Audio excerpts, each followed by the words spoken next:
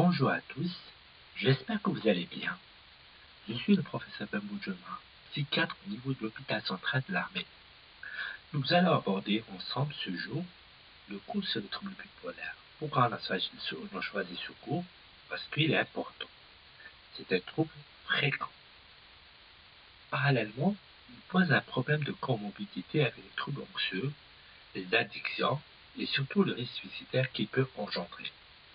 Bon, pour les questions, je les laisse à la fin. Vous pouvez les envoyer.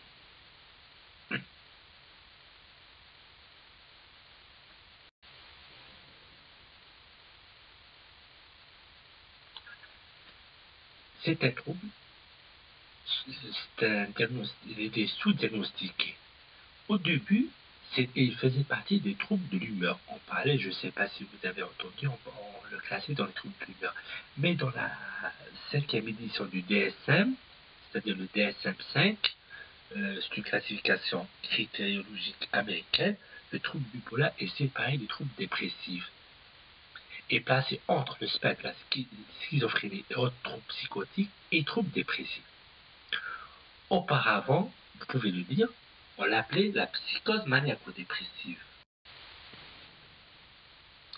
Ce trouble, il peut entraîner un dérèglement de l'humeur. Il y a une alternance de phases d'excitation, c'est-à-dire la phase positive allant de l'irritabilité à l'euphorie.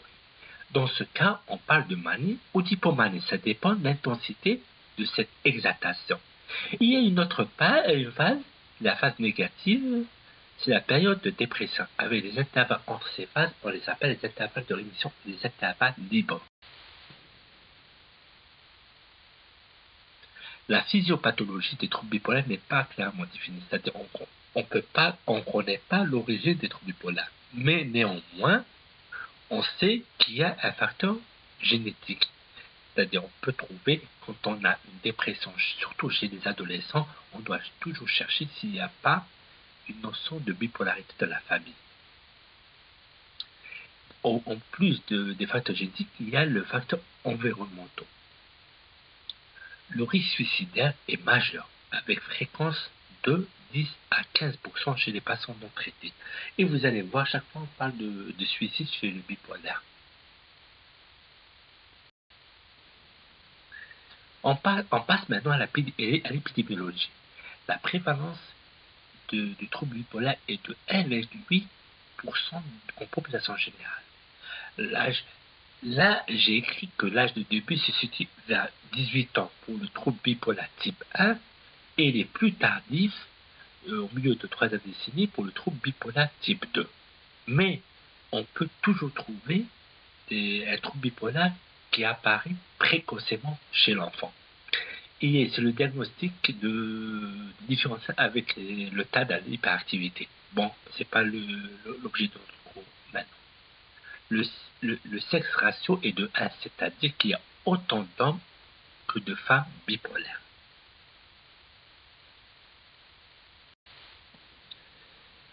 Mais maintenant, on passe à l'épisode maniaque.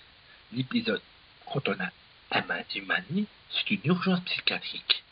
Devant tout épisode maniaque, il faut hospitaliser le patient. Cet épisode, il se manifeste dans sa forme typique par le syndrome maniaque. C'est quoi ce syndrome maniaque?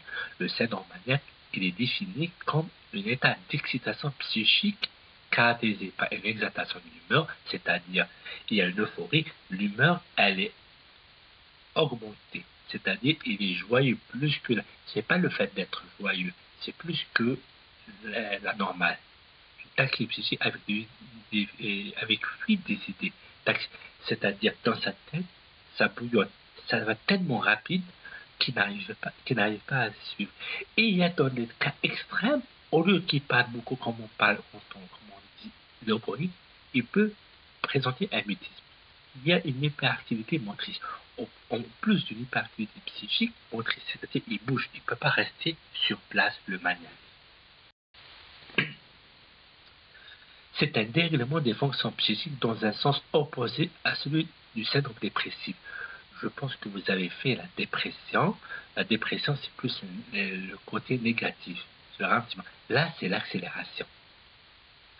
Il y a les troubles du sommeil, l'insomnie.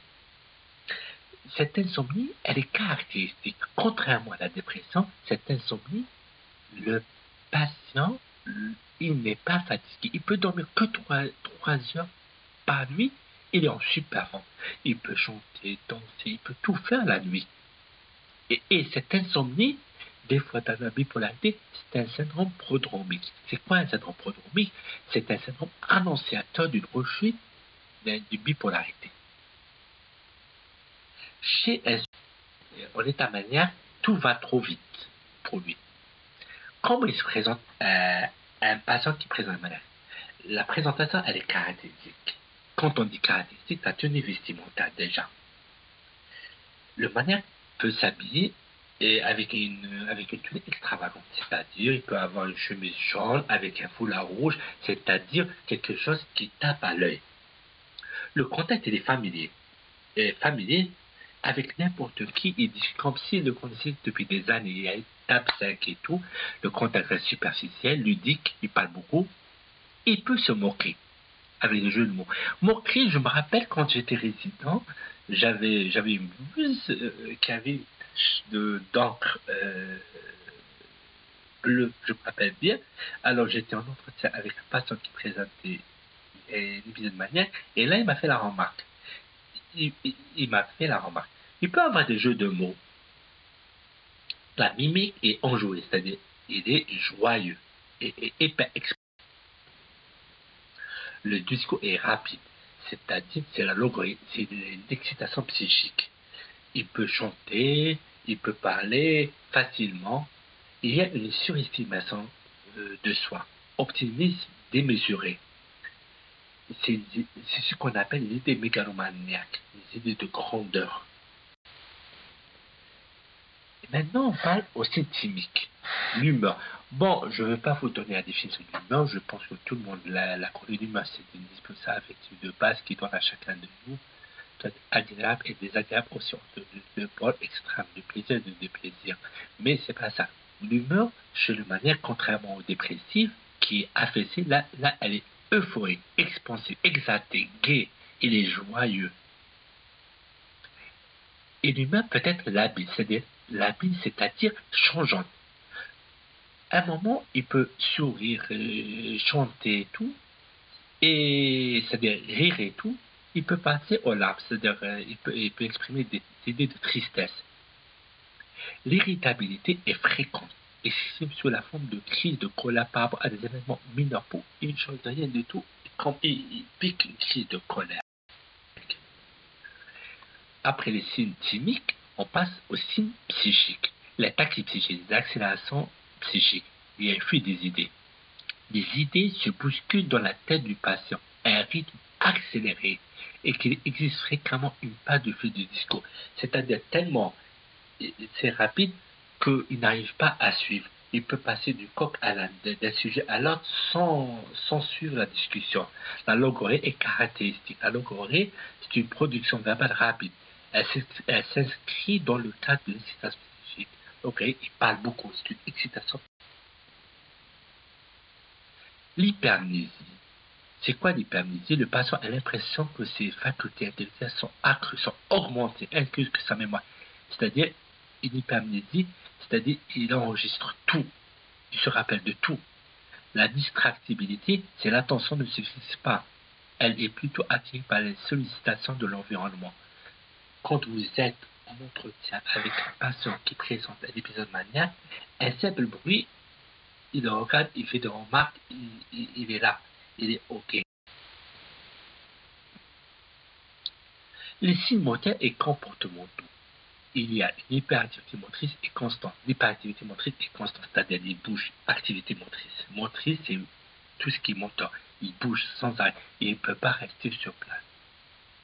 Le mal-être ne reste pas seul, il bouge de façon désordonnée. Cette agitation stérile s'accompagne de désinhibition et d'achats inconsidérés. Le maniaque peut faire des dépenses inconsidérées. Il peut acheter des trucs. S'il a l'argent, il peut les dépenser un jour. Ce qui justifie sa mise sous contrôle judiciaire, c'est-à-dire sous tutelle par exemple. Il y a l'augmentation de la libido, le comportement à risque, la recherche des sensations sexuelles, Il est désinhibé, puis prise de toxique, conduite automobile, conduite automobile avec il accélère.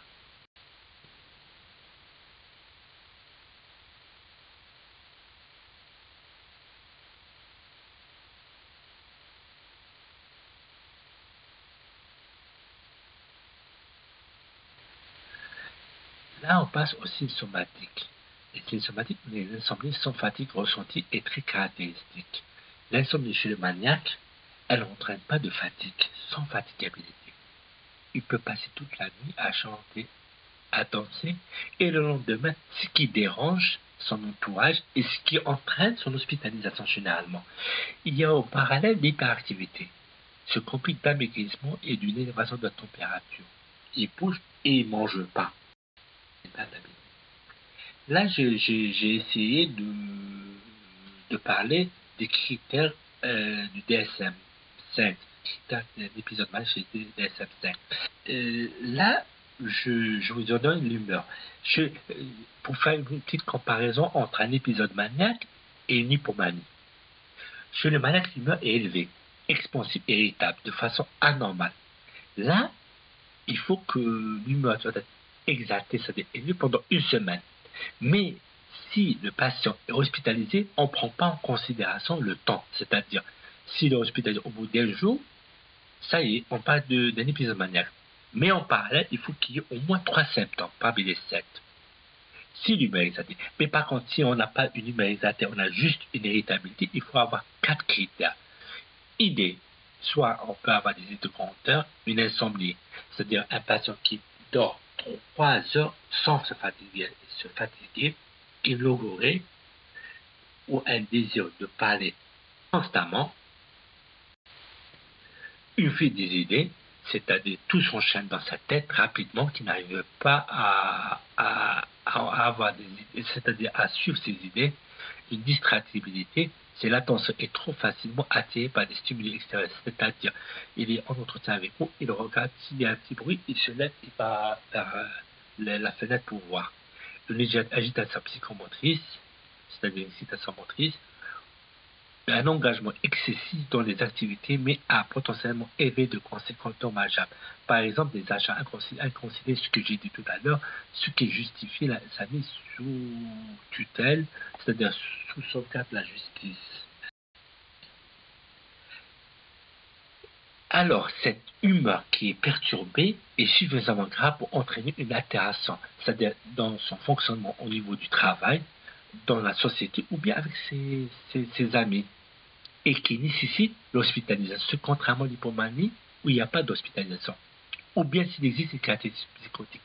Si dans une manie, un épisode maniaque, il y a des symptômes psychotiques, on parle de manie, on ne parle pas d'hypomanie. Et la présence d'un seul épisode maniaque est suffisant pour parler d'un épisode bipolaire type 1. Là, on passe à l'épisode hypomaniaque. L'épisode hypomaniaque présente les mêmes caractéristiques que l'épisode maniaque, mais les symptômes sont moins nombreux et moins invalidants. C'est-à-dire, ça diminue en intensité. On trouve les mêmes, vous allez voir de suite, on a les mêmes symptômes, mais l'intensité, elle est moindre. Et ça ne nécessite pas l'hospitalisation. Même la durée. La durée tout à l'heure, on a dit une semaine. Là, c'est moins, c'est 4 jours. Et contrairement à l'épisode maniaque, l'épisode hypomaniaque, le patient ne consulte pas. Alors vous voyez que pratiquement une humeur élevée, on voit que c'est pareil, c'est les mêmes symptômes qu'on a pour l'épisode maniaque, mais en moins d'intensité. Alors, je ne vais pas refaire ce que j'ai dit tout à l'heure. L'humeur. Ah, vous voyez, c'est pareil. C'est pareil. Stimulation, agitation, tout. C'est pareil que l'épisode. C'est l'humeur. L'humeur n'est pas assez sévère pour entraîner une altération du fonctionnement professionnel. C'est-à-dire qu'il n'y a pas une altération importante du fonctionnement.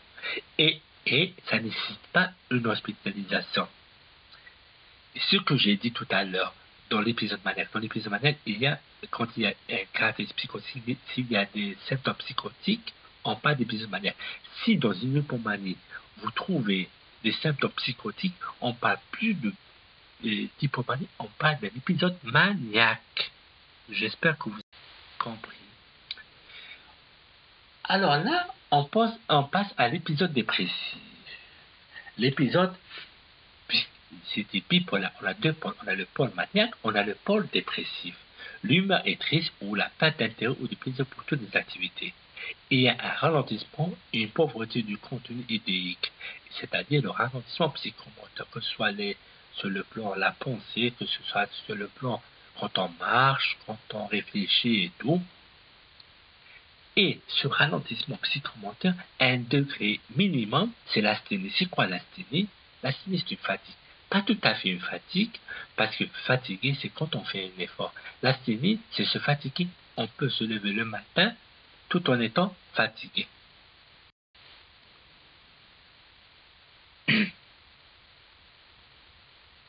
On peut avoir aussi des perturbations somatiques à titre de perte d'appétit et du trouble du sommeil. Et contrairement à la dépression ici par rapport à la manie, on a vu une insomnie. Mais l'insomnie dans un épisode dépressif, ça entraîne une fatigue. Vous savez, il y a une fatigue. Tout à l'heure, on a dit une insomnie sans fatigabilité dans l'épisode maniaque. Là, il y a une fatigue, il y a une perte d'appétit. Le risque majeur d'un état dépressif est le passage à l'acte suicidaire. Et ça, c'est une remarque importante que vous devez bien le prendre vous devez vraiment prendre en considération que devant une tentative de suicide chez un adolescent ou un adulte jeune, il est nécessaire de rechercher un trouble bipolaire, c'est-à-dire à l'interrogatoire, voir s'il n'y a pas des antécédents familiaux du trouble bipolaire.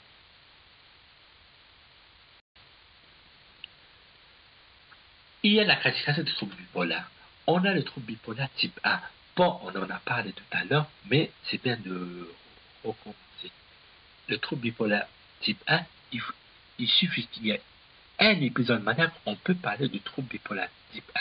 Comme on peut avoir un épisode maniaque et un épisode dépressif. C'est-à-dire, pour parler d'un trouble bipolaire type A, il faut avoir soit un épisode maniaque, soit un épisode maniaque et un épisode dépressif. L'épisode dépressif peut être avant l'épisode maniaque, et peut être après un épisode maniaque. D'accord? J'espère que vous avez bien compris. Pour le trouble bipolaire type 2, par contre, il n'y a pas un épisode. Il y a un épisode hypomaniaque, mais avec un épisode dépressif caractérisé.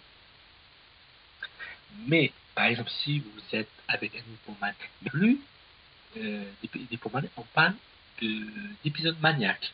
Donc, les bipolaires type 2, on a une hypomanie avec un épisode dépressif. On parle de trouble cyclotimique. C'est quoi le trouble cyclotimique? C'est lorsque pendant 2 ans, c'est-à-dire pendant 2 ans, des périodes hypomaniaques et dépressives sont vécues la moitié du temps sans jamais que les critères d'un épisode de manie, d'hypomanie ou de dépression majeure soient remplis. C'est-à-dire, on peut avoir durant 2 ans une hypomanie, une dépression, une manie, mais ils ne remplissent pas des critères. C'est ça, on parle de troubles cyclotiques. Pour les diagnostics différentiels, on commence par les pathologies psychiatriques. On doit éliminer un épisode dépressif caractérisé, isolé ou récurrent qui se répète. Et pourquoi on doit l'éliminer? Parce que le traitement n'est pas le même. Vous avez fait la dépression, ou bien vous allez la faire, je ne sais pas si vous l'avez fait. Le traitement, c'est 6 mois. Ici, non, le traitement, c'est 1 mois. C'est-à-dire, maximum 1 mois. C'est-à-dire, dès qu'il y a un rehaussement d'humeur, il faut arrêter l'antidépresseur pour qu'on l'arrête, pour éviter le virage maniaque. Il y a le diagnostic différentiel avec les autres troubles de l'humeur, le trouble unipolaire, le trouble psychotypique qu'on avait tout à l'heure, et les troubles de la personnalité aussi. Il y a d'autres troubles psychiatriques tels que le TADA. Le TADA, bon, je ne sais pas si vous connaissez le TADA, les troubles difficiles de l'attention avec ou sur hyperactivité. C'est des enfants hyperactifs qui ne restent pas sur place. Et là, le diagnostic est très difficile parce qu'on a dit tout à l'heure que le début, c'est 18 ans. Mais c'est pour ça que je vous ai dit qu'on peut avoir chez l'enfant. Et chez l'enfant, c'est un diagnostic confus entre TADA et l'hyperactivité. Des fois, on passe à côté. Il y a aussi les troubles schizophréniques, les troubles anxieux et les troubles délirants persistants. C'est ça. On passe aux pathologies somatiques. On peut avoir les pathologies neurologiques, tumeur cérébrale, sclérose en plaques, accident vasculo-cérébral, un début de démence. Ce qui veut dire que tout bipolaire chez une personne âgée, il faut penser à une pathologie somatique. On peut avoir endocrinienne, surtout l'hyperthyroïdie, pas de QG. Et parmi les examens qu'on demande, c'est l'IRM, le bilan thyroïdien aussi, métabolisme, l'hypoglycémie peut entraîner troubles ioniques, etc.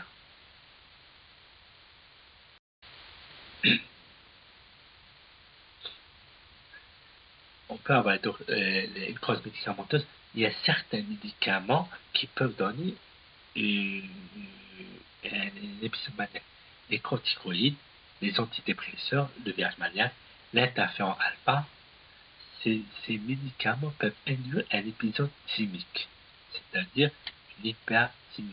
Surtout, ça ressemble à l'épisode maniaque. Les toxiques, les substances psychoactives telles que l'alcool, le cannabis, l'amphétamine, les cocaïnes et les hallucinogènes. Par rapport aux toxiques, c'est-à-dire concernant les abus et les dépendances, il peut s'agir à la fois d'un diagnostic différentiel ou d'une comorbidité. C'est-à-dire les toxiques, ça peut être un diagnostic différentiel. On peut avoir un épisode maniaque induit par les toxiques, comme ça peut être une comorbidité. Il peut être parallèle. Les toxiques peuvent exister en parallèle avec l'épisode. Et là, on passe à l'évolution de complications. Un trouble bipolaire, normalement, si on ne le traite pas, généralement dure entre 6 à 8 mois. Avec traitement, c'est entre 3 à 6 semaines. Le risque suicidaire est considérable. On estime que 20% des patients bipolaires décèdent par suicide. Parmi les complications, ils peuvent se chroniciser. Il y a les cycles rapides. C'est quoi les cycles rapides? Cycles rapides, c'est-à-dire avoir 4 cycles par an. Au moins 4 cycles par an. Et ces cycles rapides peuvent être induits par la prescription de tricycliques. C'est pour ça que dans le bipolarité, éviter les tricycliques. La désinsertion concerne tous les domaines. Parmi les compléments, le maniaque est désinséré par rapport à la société, par rapport à la famille et même pour le travail. Il ne peut pas même son travail.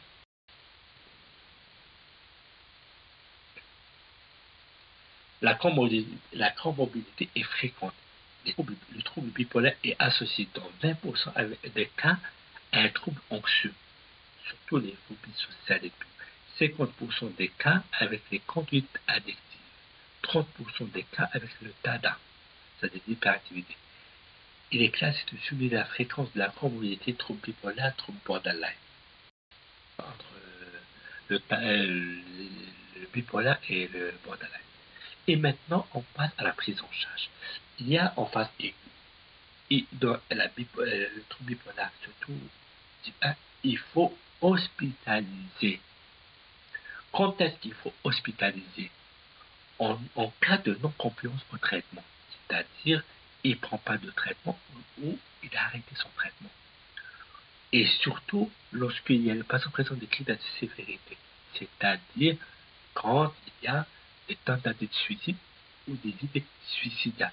Là, hospitaliser le patient. Le traitement des épisodes maniaques et hypomaniaques. Quels sont? Il y a des sédatifs. C'est le meilleur traitement des épisodes maniaques. Mais, pourquoi on ne les utilise pas? Avant, on les utilisait. C'est de dire maintenant, pourquoi on ne les utilise pas?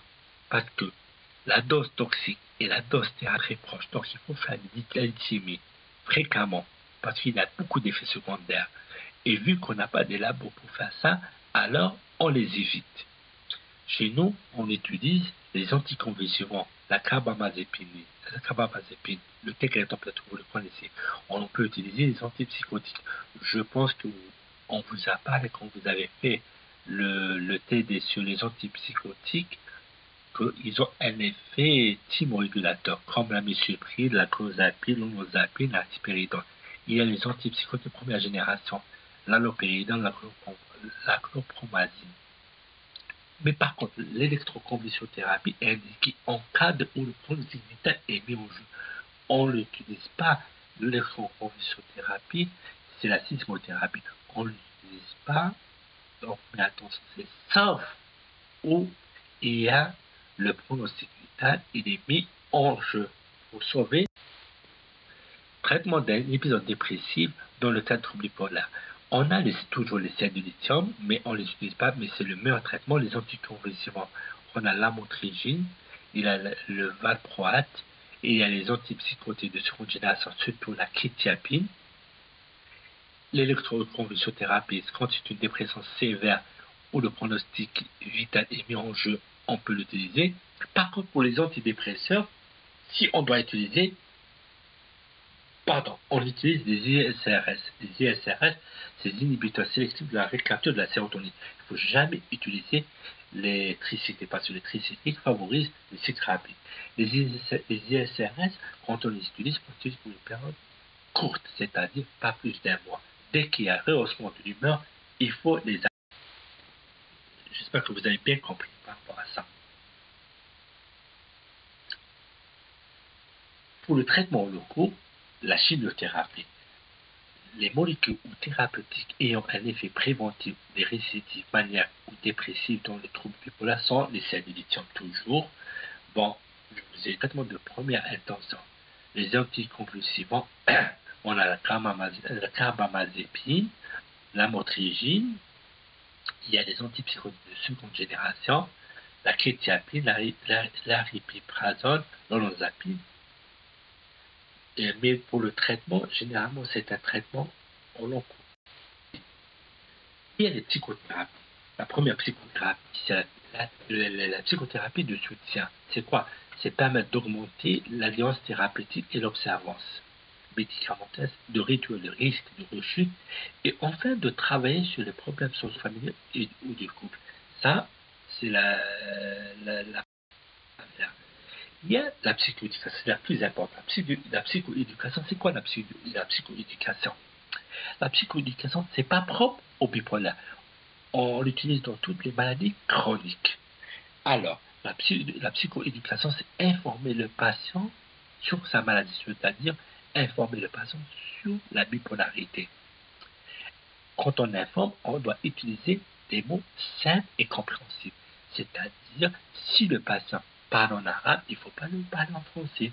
Il faut le parler en arabe. S'il parle en français, il faut parler en français. S'il parle en notre langue kabyle, n'importe où, chaoui, il faut le parler. Il faut essayer de faire passer le message. C'est-à-dire, informer le patient sur la maladie, sur la bipolarité, le but du traitement, les avantages du traitement, les effets secondaires qui risquent d'avoir, et informer aussi les parents. Il faut les impliquer dans la prise en charge et s'assurer qu'ils ont bien compris. Et les informer surtout sur l'hygiène de vie. L'hygiène de vie, c'est-à-dire qu'il ne faut pas prendre des excitants le soir, c'est respecter le temps de sommeil, tout ça. Il y a en troisième lieu la thérapie cognitivo-comportementale qu'on appelle TCC, dont le but sera de permettre aux patients de développer des capacités d'adaptation, notamment vis-à-vis des facteurs de stress. Et pour conclure, on sait que le trouble bipolaire est une maladie très sévère, touche 1,8% de la population générale. Et il a atteint très beaucoup. Le trouble bipolaire, il atteint autant les hommes que les femmes. Le trouble bipolaire est la pathologie psychiatrique qui présente le risque le plus élevé de suicide ou de tentative de suicide. Et pour terminer, la prise en charge comporte également la prévention active du suicide et les traitements des comorbidités qui sont l'addiction, troubles anxieux, c'est-à-dire on prend en charge. En plus de tout cela, en charge des addictions, quand il y a des addictions ou un autre trouble associé. Pardon. Les cycles rapides se caractérisent par une fréquence d'au moins 4 épisodes par an et la survenue d'un épisode maniaque après l'âge de 50 ans doit faire rechercher systématiquement une étiologie organique et dans ce cas, il faut demander. Alors, si vous avez des questions, vous pouvez me les transmettre sur mon mail. Là, c'est hbemboujuma@gmail. Et je vous remercie.